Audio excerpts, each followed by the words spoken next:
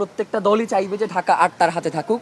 সেই জায়গা থেকে বিএনপি এবং জামাত প্রত্যেকেই তার সাথে নেগোসিয়েশন করেছে। আমার কাছে অন্য কোনো তথ্য নাই। শহীদ ওসমান হাদির বড় ভাই ওমর হাদি তিনি যেই দুইটা পোস্ট করেছেন, এই দুইটা আপনারাও যখন দেখেছেন আমরাও তখনই দেখেছি। মানে এমনটা না যে আমাদের সাথে আলোচনা করে উনি এই পোস্টটা দিয়েছেন। নাম্বার ২, এইটা উনি কেন দিয়েছেন এইটার উত্তর উনি সব থেকে ভালো দিতে পারবেন। কারণ আমাদের জানা মতে, আপনারা জানেন যে ইলেকশনটা কেন্দ্র করে বিভিন্ন ধরনের নেগোসিয়েশন হয়। আমার জানা মতে বিএনপি এবং জামাত উভয় দলই শহীদ ওসমান হাদির সাথে বিভিন্ন পর্যায়ে নেগোসিয়েশন করেছে। বিএনপির পক্ষ থেকেও ঢাকা ৮ যে ঢাকা, কারণ আপনারা জানেন যে ঢাকা ৮ অত্যন্ত গুরুত্বপূর্ণ একটা আসন এবং বাংলাদেশের যে রাজনৈতিক বিভিন্ন সমীক্ষা, সেখানে ঢাকা ৮ অত্যন্ত গুরুত্বপূর্ণ। কারণ হচ্ছে রাজনীতির কেন্দ্রবিন্দু হচ্ছে এই ঢাকা ৮, যার কারণে প্রত্যেকটা দলই চাইবে যে ঢাকা ৮ তার হাতে থাকুক। সেই জায়গা থেকে বিএনপি এবং জামাত প্রত্যেকেই তার সাথে নেগোসিয়েশন করেছে এবং তারা বলেছে যে আপনি যদি অন্য কোনো আসন থেকে ইলেকশন করতে চান সেক্ষেত্রে আমরা আপনাকে সহায়তা করব। এটা বিএনপি এবং জামাত দুই দল। তো এর বাইরে আমার কাছে অন্য কোনো তথ্য নাই এবং ইনকিলাব মঞ্চের কাছেও এই ব্যাপারে আর কোনো তথ্য নেই। এই ব্যাপারে তারাই সুস্পষ্ট বক্তব্য দিতে পারবেন যে সে কেন এই কথাগুলো বলেছে।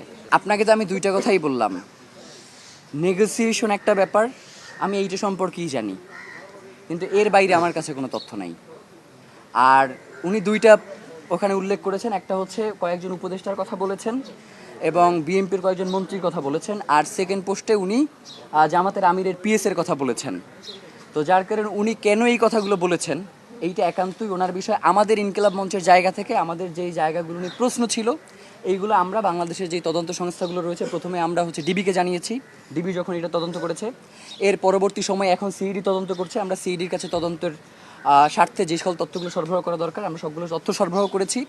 এখন তারা তদন্ত করে দেখবে যে এই বিষয়গুলোর সত্যতা কতটুকু বা মিথ্যে কতটুকু। কিন্তু আমাদের কাছে এখন পর্যন্ত এগুলোর কোনো সুস্পষ্ট বার্তা অন্তত আমাদের কাছে আসে নাই। তার কাছে আসলে সেটা তিনিই ক্লিয়ার করবেন।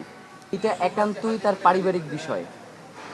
শহীদ ওসমান হাদির পরিবার কোন বক্তব্য দিবে, শহীদ ওসমান হাদির পরিবার কোন পদক্ষেপ গ্রহণ করবে, এইটা একান্তই তাদের ব্যাপার।